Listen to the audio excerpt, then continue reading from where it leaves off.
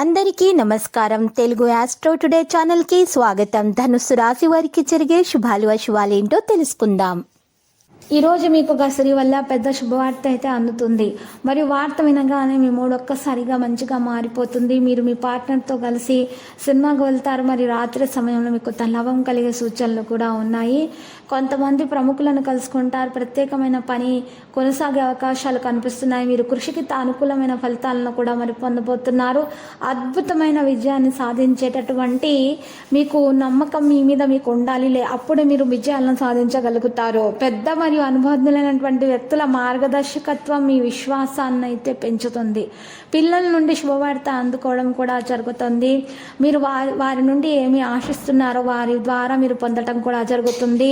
ఎవరైతే విదేశాలలో వెళ్ళి మంచి చదువులు చదవాలనుకుంటున్నారో, ఉన్నత చదువుల కోసం ప్రయత్నాలు చేస్తున్నారో వారి కళ్ళ కూడా తొందరగా నెరవేరుతుంది. వారికి ఉన్న ఆర్థిక సమస్యలు కూడా తొలగించబడతాయి. ఎవరైతే రుణాల కోసం ప్రయత్నాలు చేస్తున్నారో వారికి బ్యాంకుల రుణాలు అందే అవకాశాలు కూడా మరి కనిపిస్తున్నాయి. గృహ నిర్మాణ ప్రయత్నాలు కూడా తొందరగానే సఫలీకృతమవుతాయి. అయితే ఈరోజు మీరు ఎవరి నుండి కూడా డబ్బు అప్పు తీసుకోకండి. అప్పు ఎవరి వద్ద కూడా మీరు తీసుకోవద్దు, ఇవ్వకూడదు. ఈరోజు సంతకం చేసే విషయాల్లో మాత్రము కాగితంపై జాగ్రత్తగా పరిశీలించాల్సిన అవసరం, 1-2 సార్లు పరిశీలించాల్సినటువంటి అవసరం ఉంది. లేకపోతే మీరు సమస్యల్లో చిక్కుకుంటారు. ఈరోజు తొందరపాటు నిర్ణయాలు మాత్రం తీసుకోకండి. ఒకరి విషయాల్లో తలదూర్చకండి. మీ పని మాత్రం మీరు చేసుకుంటూ పోండి. మీకు ఖచ్చితంగా విజయం సాధించడం జరుగుతుంది. భాగస్వామి వ్యాపారంలో కూడా మీరు విజయం సాధించడం జరుగుతుంది.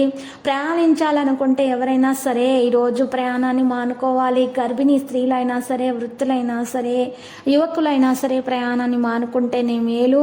ఒకవేళ ఖచ్చితంగా ప్రయాణం చేయాల్సి వస్తే మాత్రము జాగ్రత్తగా ప్రయాణం చేయాలి.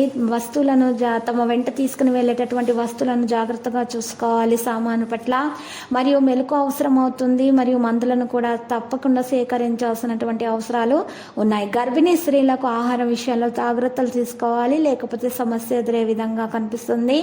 అవివాహితులకు వివాహం ఒకరికి మంచి మంచి సంబంధాలు రావడం కూడా ప్రారంభమవుతుంది. లక్కీ సంఖ్య 6, లక్కీ కలర్ అయితే దంతము. పరిహారంలో వినాయకుని పూజించాల్సి ఉంటుంది. మరియు వినాయకుని పూజలు సమర్పించిన తర్వాత మహాగణపతి మూల మంత్రము 11 సార్లు జపించాలి. లడ్డూలను నైవేద్యంగా సమర్పించాలి.